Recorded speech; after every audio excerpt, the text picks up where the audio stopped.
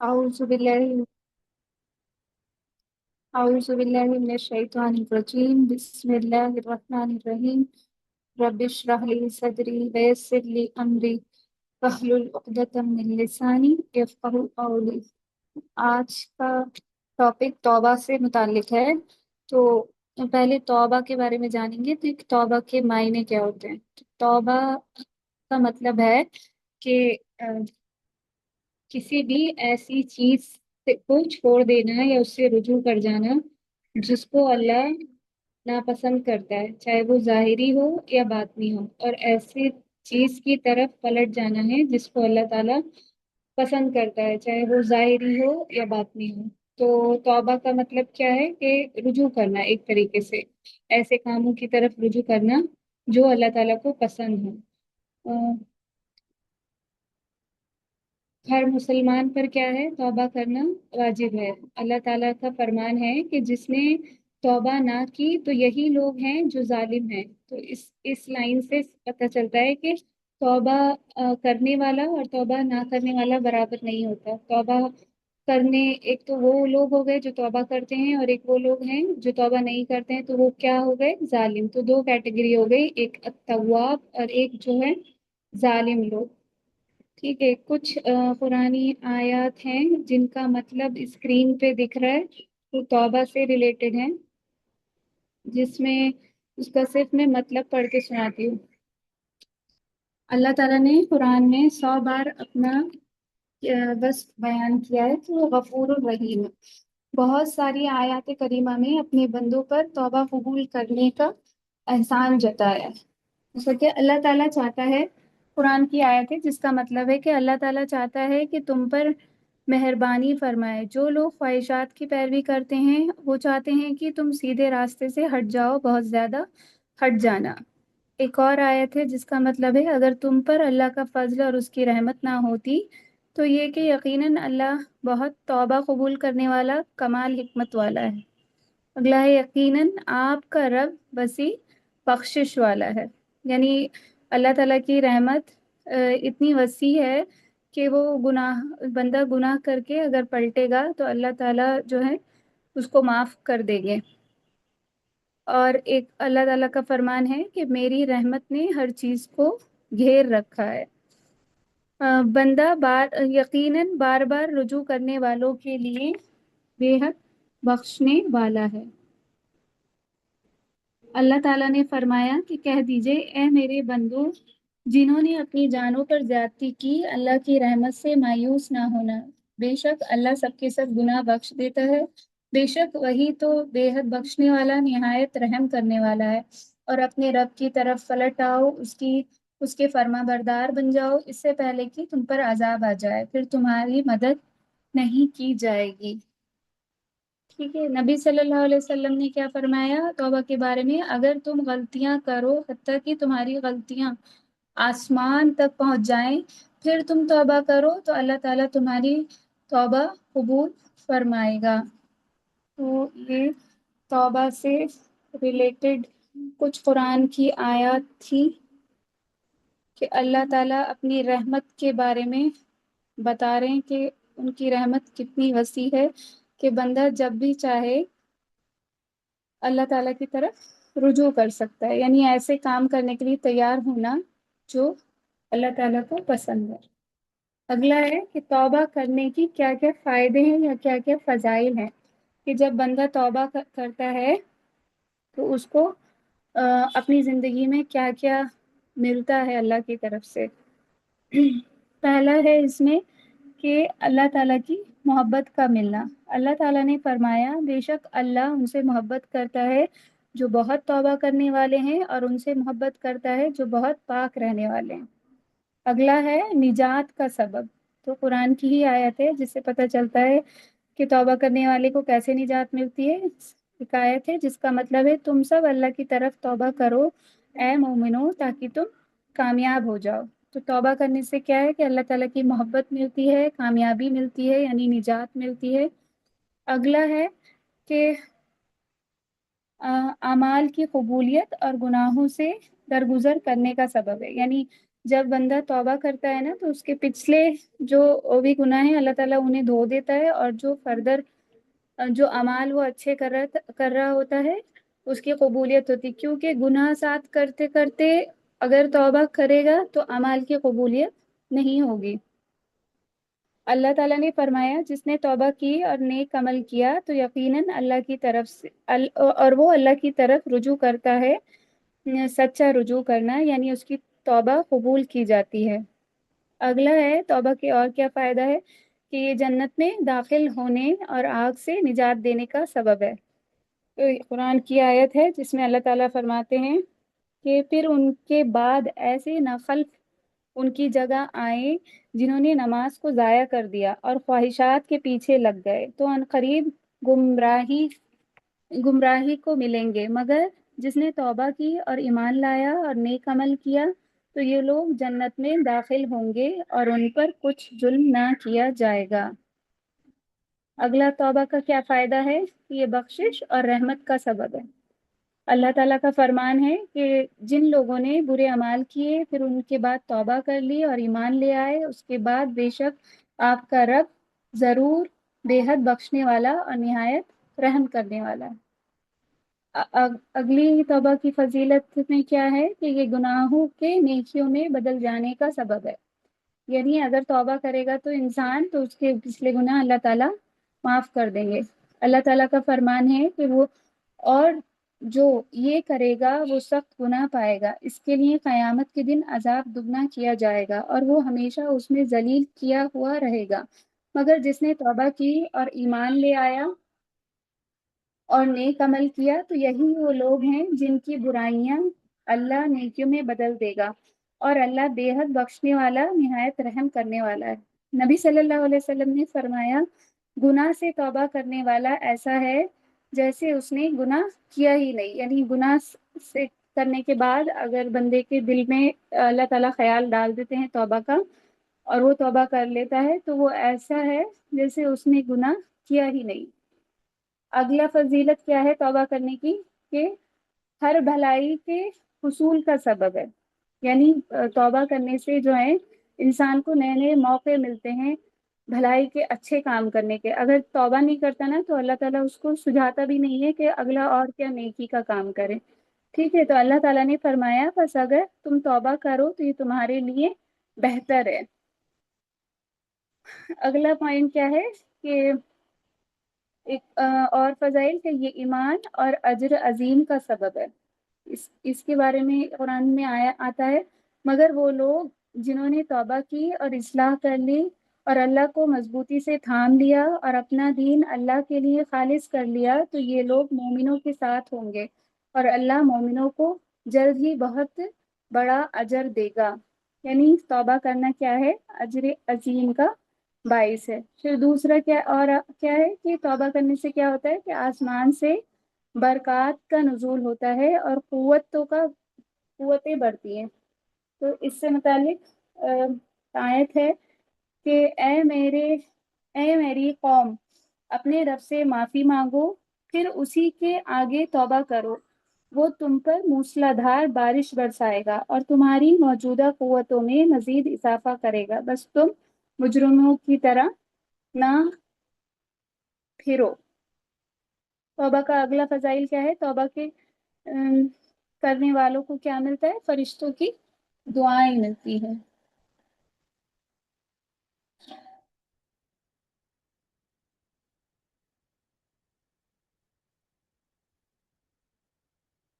जैसा कि अल्लाह ताला ने फरमाया कि जो फरिश्ते अर्श उठाए हुए हैं और जो उसके इर्द गिर्द हैं, सब अपने रब की हमद के साथ उसकी तस्बीह करते हैं और इस पर ईमान रखते हैं और ईमान वालों के लिए बख्शिश तलब करते हैं। यानी अल्लाह ताला के अर्श पे उठाने वाले कितने फरिश्ते हैं, कहा जाता है 8 फरिश्ते हैं, बहुत अजीम फरिश्ते हैं। तो वो बगैर थके बगैर रुके अल्लाह ताला की हम करते रहते हैं, और किन की मग़फ़िरत की दुआएं करते हैं, जो लोग ईमान रखते हैं उनकी मग़फ़िरत की दुआएं करते हैं। तो तौबा करने से, अगर हम यहाँ तौबा करेंगे इस दुनिया में, हमारे लिए फरिश्ते वहां पर हमारी बख्शिश की दुआएं कर रहे हैं। तो वो क्या बोलते हैं फरिश्ते, ए हमारे रब, تو نے اپنی رحمت اور علم سے ہر چیز کا احاطہ کر رکھا ہے، لہٰذا ان کو بخش دے جنہوں نے توبہ کی اور تیرے راستے کی پیروی کی، اور ان کو آگ کے عذاب سے بچا لے۔ توبہ کے بارے میں نبی صلی اللہ علیہ وسلم نے فرمایا، بے شک بندہ جب غلطی کرتا ہے تو اس کے دل میں ایک سیاہ نقطہ لگا دیا جاتا ہے، اگر وہ اس سے ہٹ جائے تو بخشش مانگ لے اور توبہ کر لے تو اس کے دل کو صاف کر دیا جاتا ہے، اور اگر وہ دوبارہ گناہ کرتا ہے تو ان سیاہ نقطوں میں اضافہ کر دیا جاتا ہے، یہاں تک کہ اس کے دل پر وہ نقطے غالب آ جاتے ہیں، اور یہ ہے کہ وہ رنگ جس کا اللہ تعالیٰ نے ذکر کیا ہے۔ قرآن میں آتا ہے نا کہ رنگ صبغت اللہ، کہ کون سا رنگ اچھا ہے، اللہ کا رنگ اچھا، کہ یعنی اللہ کی باتوں کو، اللہ کی احکاماتوں کو جو اپنائے گا وہ اس کے لیے ہی خیر ہے، اس کا مطلب یہ ہے۔ اب اگلی چیز ہے کہ کیا کیا شرطیں ہیں اگر کوئی انسان توبہ کرتا ہے، کن لوگوں کی توبہ کو اللہ تعالیٰ قبول فرمائیں گے؟ ٹھیک ہے، اس میں پہلی کیٹیگری آتی ہے کہ اسلام، یعنی اگر کوئی مسلمان ہے پھر توبہ کرتا ہے تبھی اللہ تعالیٰ اس کی توبہ کو قبول فرمائیں گے۔ کافر کی توبہ درست نہیں، کیونکہ اس کا کفر ہی اس کی توبہ کے دعوے کو جھٹلانے پر دلیل ہے، یعنی کافر کی توبہ اللہ تعالیٰ کسی بھی حال میں قبول نہیں کریں گے۔ اللہ تعالیٰ نے فرمایا، اور توبہ ان لوگوں کے لیے نہیں جو برے کام کرتے جاتے ہیں، یہاں تک کہ جب ان میں سے کسی کے پاس موت آ جاتی ہے تو وہ کہتا ہے کہ بے شک میں نے اب توبہ کر لی، اور نہ ان لوگوں کی کہ جو اس حال میں مرتے ہیں کہ وہ کافر ہیں، یہی وہ لوگ ہیں جن کے لیے ہم نے دردناک عذاب دے رکھا ہے۔ یعنی کوئی کافر ہے اور اسی حالت میں مر گیا تو اس پہ تو اللہ تعالیٰ کا عذاب ہے، یا پھر وہ کوئی قیامت کی ایسی نشانی دیکھ لے بڑی، پھر کہے کہ میں نے توبہ کی، تو اللہ تعالیٰ تب اس کی توبہ قبول نہیں کریں گے۔ ٹھیک ہے، توبہ کے لیے نیت کا بھی خالص ہونا ضروری ہے، کہ خالص اللہ تعالیٰ کی رضا کے لیے کوئی انسان توبہ کے کرے، کسی کے دکھاوے کے لیے نہیں کرے۔ کہتے ہیں نا کہ ہر کام کا جو دار و مدار ہے وہ نیتوں پر ہے، اگر کوئی صرف کسی کو دکھانے کے لیے کوئی کام کرتا ہے تو اس کا وہ اجر نہیں ملے گا، اگر کوئی روزہ رکھے صرف یہ سوچ کے کہ مجھے ویٹ لاس کرنا ہے تو روزے کا اجر نہیں ملے گا، ویٹ لاس مل جائے گا اسے۔ تو وہی ہے کہ نیت کیا ہے، نیت پہ ہے کہ خالص اللہ تعالیٰ کی رضا کے لیے اگر کوئی توبہ کرتا ہے تو اس کی توبہ اللہ تعالیٰ قبول کریں گے۔ جیسے کہ اللہ تعالیٰ نے فرمایا، پس اللہ کی عبادت اس طرح کرو کہ دین کو اسی کے لیے خالص کرنے والے ہو، خبردار خالص دین صرف اللہ ہی کے حق میں ہے۔ نبی صلی اللہ علیہ وسلم نے فرمایا، یہ ابھی میں نے جو بتایا، اعمال کا دار و مدار نیتوں پر ہے، اور ہر شخص کے لیے وہی ہے جس کی اس نے نیت کی۔ اور ایک اور کیا ہے، تیسرا کیا ہے، کنارہ معصیت سے کنارہ کش ہو جانا۔ تو توبہ کی حالت میں گناہوں پر قائم رہتے ہوئے توبہ کا صحیح ہونے کا تصور نہیں کیا جا سکتا، یعنی اے، رہی وہ صورت توبہ کرنے کے بعد گناہ کا دوبارہ ارتکاب کرے، جبکہ اس کی توبہ میں شرطیں پائی گئی ہیں۔ مطلب یہ ہے کہ گناہ گناہ انسان کرتا جائے اور کیا کہتے ہیں توبہ کرتا جائے، تب بھی توبہ جو ہے وہ قبول نہیں ہوگی۔ پھر اگلا کیا ہے کہ گناہ پر اقرار، گناہوں کو چوکنے پہ ندامت، گناہوں کے چوکنے پہ ندامت۔ اگلا کیا ہے کہ گناہ کا اقرار کرے بندہ کہ ہاں مجھ سے یہ گناہ ہوا ہے، تب اللہ تعالیٰ اس کی توبہ قبول کریں گے۔ یعنی اگر کوئی صرف اللہ تعالیٰ مجھے معاف کر دے معاف کر دے، یا استغفار پڑھتا رہے ایسے ہی بغیر کسی سوچ کے سمجھ کے، تو اس کی اللہ تعالیٰ کیا ہے گناہ قبول نہیں کریں گے۔ اور کیا ہے، ندامت بھی بہت ضروری ہے، کہ جو گناہ ہو چکے ہیں اس پہ واقعی وہ نادم ہو دل سے کہ اس نے غلط کیا ہے، تب اس کی توبہ قبول ہوگی۔ اور یہ کہ اگر کسی نے لوگوں کے حقوق مارے ہیں اور وہ حقوق واپس نہیں کر رہا لوگوں کے، اور صرف توبہ کر رہا ہے، تب توبہ قبول نہیں ہوگی۔ پہلے اس کو جس کے جو حقوق ہے نا اس کو واپس کرنا ہے، تب جا کے اس کی توبہ قبول ہوگی۔ اور اگلا یہ ہے کہ توبہ کا وقت تب تک ہے جب تک جان حلق میں پھنسنے سے پہلے پہلے تک اللہ تعالیٰ بندے کی توبہ قبول کرتے ہیں۔ ٹھیک ہے، توبہ کرنے اب کیا ہے کہ توبہ کرنے والوں کی نشانیاں کیا ہیں، مطلب جو لوگ توبہ کر لیتے ہیں ایک دم دل سے، تو ان ان میں ایسی کیا خاصیت پیدا ہو جاتی ہے، توبہ کے بعد ان میں کیا چینجز آ جاتے ہیں۔ تو وہ ہے، اس میں سب سے پہلا ہے کہ زبان کا فضول باتوں، غیبت، جھوٹ اور گناہ سے روک لینا۔ یعنی وہ لوگ جو توبہ کر لیتے ہیں نا، وہ اپنی زبان پہ بہت کنٹرول کرتے ہیں، اور ان کو وہ اللہ تعالیٰ سکھا دیتا ہے، بہت احتیاط کے ساتھ اپنی زبان کا استعمال کرتے ہیں۔ پھر کیا ہے کہ وہ اپنے دل کو کسی کے حسد، کینہ، کسی برے خیالات سے وہ لوگ پاک رکھتے ہیں، کیونکہ ان کا دل اللہ تعالیٰ توبہ کی وجہ سے صاف کر دیتے ہیں۔ پھر یہ ہے کہ ان کے اگر برے ساتھی ہوں تو وہ برے ساتھیوں کو چھوڑ دیتے ہیں، کیونکہ ان کو پتا ہے کہ یہ برے ساتھی ان کو آگ تک لے جانے کے باعث بن سکتے ہیں۔ پھر یہ ہے کہ ان کو نا دنیا سے رغبت کم ہو جاتی ہے، اور وہ جو ہے آخرت کی رغبت ان کو زیادہ ہو جاتی ہے، موت کو زیادہ یاد کرتے ہیں، دنیا کی خوشیوں کے ساتھ وہ دل نہیں لگاتے، رزق بہت زیادہ رزق کے پیچھے نہیں دوڑتے کہ سارا وقت اپنا صرف رزق کمانے میں لگائیں، ایسا نہیں کرتے، بلکہ اپنے آخرت کو دھیان میں رکھتے ہوئے ہی اپنے دنیاوی معاملات کرتے ہیں۔ ٹھیک ہے، تو یہ ساری نشانیاں ہیں ان لوگوں کی جو سچے دل سے توبہ کر لیتے ہیں، تو ان کی زندگی میں کیا کیا چینجز آ جاتے ہیں۔ تو اللہ تعالیٰ نے کیا فرماتے ہیں کہ بے شک اللہ ان سے محبت کرتا ہے جو بہت توبہ کرنے والے ہیں، اور ان سے محبت کرتا ہے جو بہت پاک رہنے والے ہیں۔ اب اگلا ہے کہ وہ کون کون سے حرام کام ہیں، ٹھیک ہے، کہ جن کو کرنے سے توبہ قبول نہیں ہوتی۔ یعنی یہ ایسے کام ہیں کہ بندہ اپنی زبان سے صرف توبہ کرتا رہے، لیکن ساتھ میں یہ سب حرام کام بھی وہ کرتا رہے، تو اس کی توبہ کیا ہوگی؟ اس کی توبہ قبول نہیں ہوگی۔ تو وہ سب کام اسکرین پہ دیکھیے کیا کیا ہے۔ پہلا ہے کفر۔ ٹھیک ہے، کفر کی دو قسمیں ہو سکتی ہیں، کہ کبیرہ کفر اور صغیرہ کفر، چھوٹا بھی کفر ہو سکتا ہے، بڑا بھی کفر ہو سکتا ہے۔ اگلا ہے شرک۔ شرک کی بھی دو قسمیں ہیں، شرک اصغر اور شرک اکبر۔ میں اس کی ڈیٹیل میں اس وقت نہیں جاؤں گی کہ شرک کی کیا کیا قسمیں ہیں۔ اور کیا ہے کہ نفاق۔ نفاق کا مطلب اس کی بھی دو قسمیں ہیں، نفاق اکبر اور اصغر، اس کی بھی دو قسمیں ہیں۔ یعنی نفاق کا مطلب ہے کہ ان کا دل میں وہ چیز نہیں ہے جو ہونی چاہیے، صرف زبان سے ہے، دل میں کہیں نہ کہیں وہ لوگ ڈاؤٹ رکھتے ہیں۔ اب اس کی بھی دو کیٹیگریز ہیں۔ اگلا ہے کہ اور کون سے حرام کام ہیں جن کو اگر سائڈ بائی سائڈ اگر کرے تو توبہ قبول نہیں ہوگی۔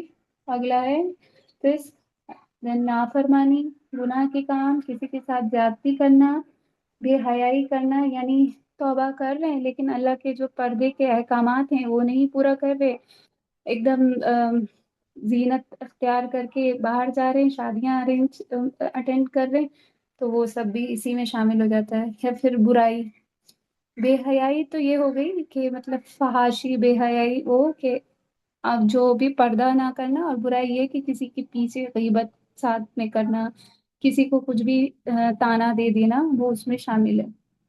سرکشی، یہ کہ سرکشی کا مطلب یہ ہے کہ بہت زیادہ سرکش بن جانا، مطلب اتنا زیادہ برائی کر دینا کہ لوگ اس سے پریشان ہو جائیں، ویسا والا۔ پھر کیا ہے، بلا علم اللہ پر کوئی بات لگانا، اور مومنوں کے راستے کے علاوہ کوئی اور راستہ اختیار کرنا۔ مومنوں کے راستہ مطلب جو بھی صراط مستقیم ہے، پورے راستہ وہ چھوڑ دے، اور کوئی اور راستہ، جیسے کہ فار ایگزامپل ہیں تو مسلم، توبہ بھی کر رہے ہیں، لیکن سود بیاج کا بزنس کر رہے ہیں، یا لون لے رکھا ہے اس پہ کام کر رہے ہیں، جو کہ جبکہ لون لینے والے کے بارے میں اللہ تعالیٰ کا کیا ہے کہ جس نے ربا کا معاملہ کیا تو اس نے اللہ اور اس کے رسول کے ساتھ جنگ چھیڑ دی، ایسا اتنا خطرناک ہے۔ اور سب سے چھوٹے ربا کی سزا ایسا ہے جیسے اپنی ماں کے ساتھ زنا کرنا۔ تو اتنی ساری خطرناک फिस्क, फिस्क नाफरमानी, ये दोनों लगभग सेम मायने में आता है। फिस्क और नाफरमानी का लगभग मीनिंग सेम है। ठीक है।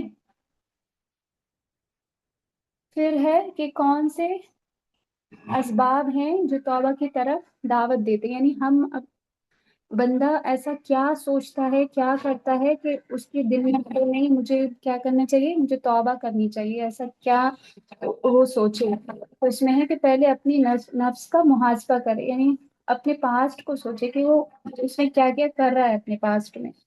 और अगला क्या है, गुनाहों के अंजाम पर, हाँ जो गुनाह उससे हो गए हैं, ठीक है, तो उसको सोचे कि अरे मैंने अगर किसी की गिबत कर दी तो उसका गुनाह क्या है, या मुझसे कोई, मैंने किसी नामहरम से बात करी है तो उसका गुनाह इस्लाम में क्या है, या मैंने झूठ बोल दिया है तो उसका गुनाह क्या है। तो जो भी छोटी छोटी चीजें हैं ना, अगर उसके एंड रिजल्ट पे इंसान गौर करेगा तो उसका दिल चेंज होगा, तब वो तौबा की तरफ पलटेगा। फिर ये है कि कुरान में गौर व फिक्र अगर बंदा करे तो कुरान में गौर व फिक्र करने से भी दिल चेंज होता है और बंदा जो है वो सोचता है इस बारे में। कुरान क्योंकि एक रोशन किताब है, इसमें हिदायत, कुरान पे गौर व फिक्र के बारे में मैं थोड़ा सा पढ़ के बताती हूँ कि कुरान अल्लाह की रोशन किताब है, इसमें हिदायत और नूर है और हर फितने से निजात का बयान है। बराबर है कि इसमें वो ख्वाहिशात के फितने हों या शकूक व शुबहात के फितने हों, जो कुरान में तदब्बुर करता है ना उससे उसके वो शकूक व शुबहात दूर हो जाती है, यानी कुरान में तदब्बुर करना, गौर व फिक्र करना आयात पर, वो इंसान को बदलता है और दिलों को शिफा देता है। ठीक है, अगला है नाफरमान ना नेक लोगों की सोहबत इख्तियार करना और बुरे लोगों की सोहबत छोड़ देना। तो नाफरमानी वाली जगह को छोड़ देना ये भी है। तो कहते हैं ना कि इंसान वही है जो अपने दोस्त के ही उस पे होता है, क्या कहते हैं, दीन पर होता है। तो जैसे दोस्त होंगे वैसी सोच इंसान बदल देता है। तो इसलिए अगर बुरे दोस्त हैं तो बुरे दोस्त अगर दिल में थोड़ा भी आए कि नहीं है मुझे, हम जिस सोसाइटी में रहते हैं वहाँ मुस्लिम्स भी हैं, नॉन मुस्लिम्स भी हैं, क्रिश्चियन भी हैं, तो अपने बच्चों को भी ये बताने की ज़रूरत है, हैं वो दोस्त लेकिन उनके तरीके अपनाने की ज़रूरत नहीं है, बचपन से ही उनके माइंड में ये इन्फ्यूज करना चाहिए।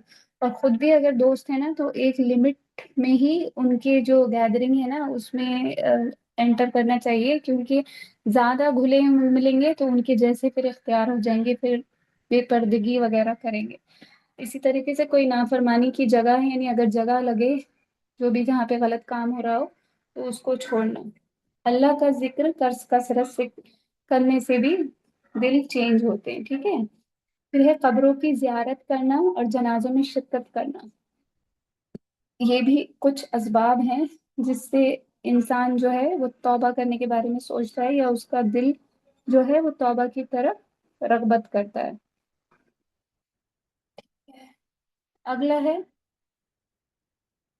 अच्छा, कुछ, हाँ कुछ ऐसे वाकयात हैं हिस्ट्री में तौबा करने वालों के जिससे कुछ इबरत मिल सकती है, जिसमें एक पहला है तौबा का वाकया, किफ्ल की तौबा।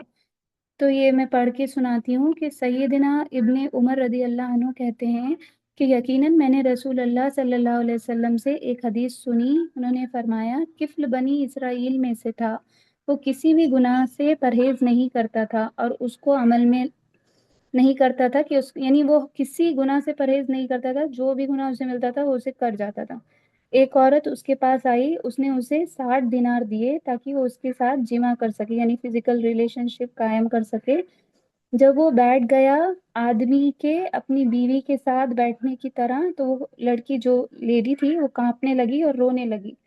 तो उसने उससे पूछा, तुम क्यों रोती हो, क्या मैंने तुम्हें मजबूर किया? उसने कहा, नहीं, लेकिन ये ऐसा अमल है जिसने जो मैंने इससे पहले कभी नहीं किया। ये उस औरत का जवाब था कि ये ऐसा अमल है जो मैंने इससे पहले कभी नहीं किया। उसने कहा कि जब तुमने ये कभी नहीं किया तो तुम अब क्यों कर रही हो? तो उस औरत ने कहा, फाके ने मुझे इस पर मजबूर कर दिया। तो यानी वो इतनी बेजार थी, भूखी थी, जिसने उसे ये जिना पर मजबूर कर दिया था। तो ये बात वो सुन के, वो जो किफ्ल था اس نے اسے چھوڑ دیا اور کہا جاؤ، اور یہ دینار بھی تمہارے ہی ہیں۔ پھر کہا اللہ کی قسم، کفل اب کبھی اللہ کی نافرمانی نہیں کرے گا۔ بس وہ اسی رات مر گیا۔ صبح اس کے دروازے پر لکھا تھا کہ اللہ نے کفل کو بخش دیا۔ تو یہ ایک واقعہ ہے جو کبھی کبھی زندگی میں کچھ واقعے برے لوگ ہوتے ہیں لیکن ان کی زندگی میں ایسے واقعات آ جاتے ہیں جو ان کے دماغ سب پہ اثر پڑ جاتے ہیں، ٹھیک ہے۔ اگلا ہے کہ 100 قتل کرنے والوں کا واقعہ۔ یہ میں شاید پہلے بتا چکی ہوں کہ اس میں نبی صلی اللہ علیہ وسلم نے فرمایا، تم میں سے پہلے لوگوں میں ایک آدمی تھا جس نے 99 انسانوں کو قتل کیا تھا۔ اس نے زمین والوں میں سے سب سے بڑے عالم کے بارے میں پوچھا تو اس کو ایک راہب کا پتہ چلا، تو وہ اس کے پاس گیا اور اس نے اس راہب سے کہا، یعنی جو قاتل تھا، اس نے اس راہب سے کہا کہ میں نے 99 انسانوں کا قتل کیا ہے، کیا میرے لیے کوئی توبہ ہے؟ تو راہب کا جواب کیا تھا؟ اس نے کہا کہ نہیں، تمہارے لیے کوئی توبہ نہیں ہے۔ تو غصے میں آ کے وہ جو قاتل تھا اس نے اس راہب کو بھی قتل کر دیا۔ اس طریقے سے اس کے 100 قتل ہو گئے۔ پھر اس نے زمین والوں میں سب سے بڑے عالم کے پاس ہو گیا اور اس عالم سے پوچھا کہ کیا میرے لیے کوئی توبہ ہے؟ تو میں نے 100 قتل کر دیے، کیا میرے لیے کوئی توبہ ہے؟ تو عالم نے جواب دیا، ہاں توبہ ہے، اور یہ کہ جو تمہارے اور توبہ کے درمیان میں رکاوٹ بن رہا ہے اسے چھوڑ دو۔ فلاں فلاں علاقے میں چلے جاؤ، کیونکہ وہاں کچھ لوگ ہیں جو اللہ کی عبادت کرتے ہیں، ان کے ساتھ مل کر اللہ کی عبادت کرو اور اپنے علاقے کی طرف واپس نہ جانا، کیونکہ وہ برا علاقہ ہے۔ وہ چلا گیا حتیٰ کہ اس نے آدھا راستہ ہی طے کیا تھا کہ اس کے پاس ملک الموت پہنچ گئے، یعنی اس نے ارادہ کر لیا تھا کہ وہ اپنا جو برا علاقہ ہے اسے چھوڑ دے گا اور اس علاقے میں جائے گا جہاں نیک لوگ بستے ہیں، لیکن راستے میں ہی ملک الموت پہنچ جاتے ہیں اس کی روح قبض کرنے۔ تو رحمت کے فرشتے اور عذاب کے فرشتے آپس میں جھگڑنے لگتے ہیں۔ رحمت کے فرشتوں نے کہا، یہ توبہ کرتے ہوئے اپنے دل سے اللہ کی طرف رخ کرتے ہوئے آ رہا تھا، اور عذاب کے فرشتوں نے کہا کہ نہیں، کہ اس نے ابھی تک کوئی نیکی نہیں کی تھی، اس کے اوپر جو ہے قتل کا گناہ ہے، اس لیے ہم عذاب والے فرشتے جو ہیں وہ بولے کہ ہم اس کی روح قبض کریں گے۔ اب یہ جو ہے تو حکم دیا گیا کہ جو زمین ہے نا اس کی پیمائش کری جائے۔ اگر یہ زمین جو ہے اس علاقے کے زیادہ قریب ہے، یہ انسان جہاں نیک لوگ بسیں، تو اس کو جو ہے وہ جنت ملے گی، یعنی جو اچھی روح قبض کرنے والے فرشتے آئیں وہ کریں گے۔ اور اگر یہ ابھی اس علاقے سے جس طرف یہ بڑھ رہا تھا اچھائی کے کام کرنے کے لیے، اس کے قریب نہیں ہے، اس سے کافی دور ہے اور اپوزٹ سائڈ میں زیادہ ہے، تو اسے جو ہے وہ دوزخ کے جو فرشتے ہیں منکر نکیر، وہ اس کی روح کو قبض کریں گے، ٹھیک ہے۔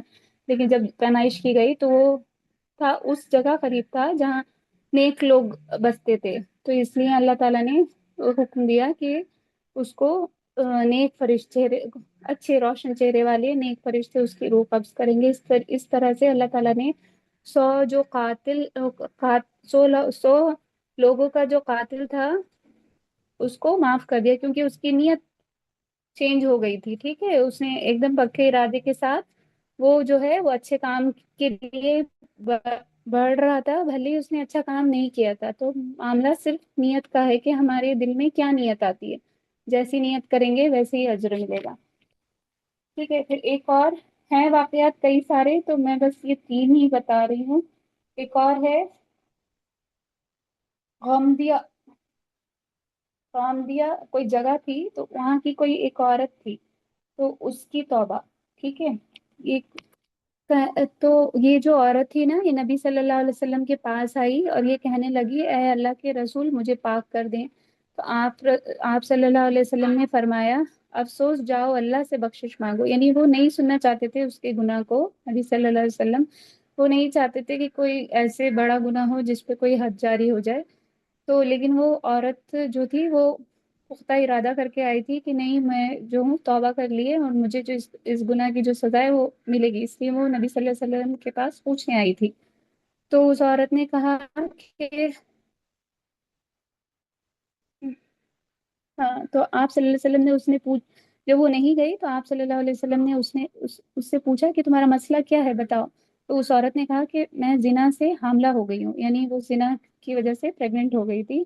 تو نبی صلی اللہ علیہ وسلم نے فرمایا کہ چلی جاؤ جب تک کہ وضع حمل نہ ہو جائے، یعنی ڈلیوری نہ ہو جائے، تب تک کے لیے نبی صلی اللہ علیہ وسلم نے اس کا معاملہ جو ہے وہ پینڈنگ رکھا، اور اس کی مدد کے لیے ایک انصار آدمی کو اس کی کفالت کے لیے بھی وہ کر دیا، اپوائنٹ کر دیا۔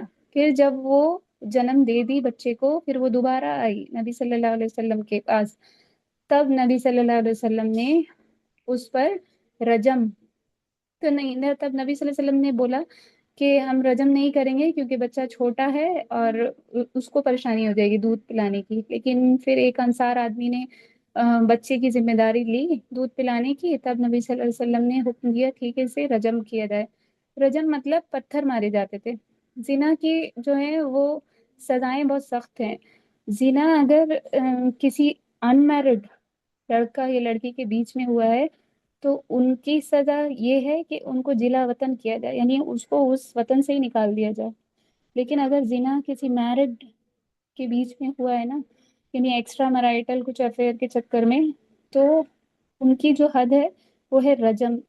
اور نہیں، ہاں رجم بھی ہے، اور وہ جو ان میرڈ قبل اس میں 100 کوڑے مارنا بھی ہے، لیکن میرڈ کو جو ہے صرف رجم ہے، یعنی اتنے دیر تک پتھر مارو کہ وہ انتقال کر جائے، مر جائے۔